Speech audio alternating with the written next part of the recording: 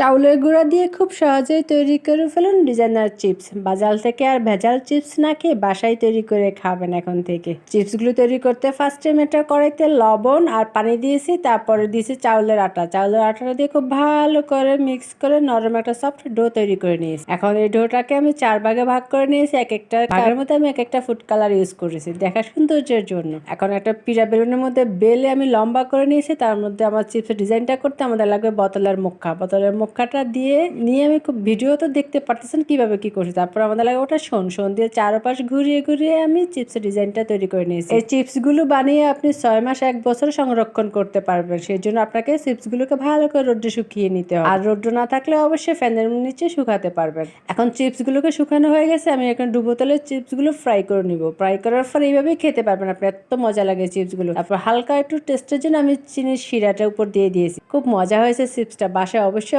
বানিয়ে খাবেন এবং বাচ্চাদেরকেও বানিয়ে খাওয়াবেন। কেমন হয়েছে আমার ভিডিওটা কমেন্টে কিন্তু অবশ্যই লিখে জানিয়ে যাবেন। Thank you.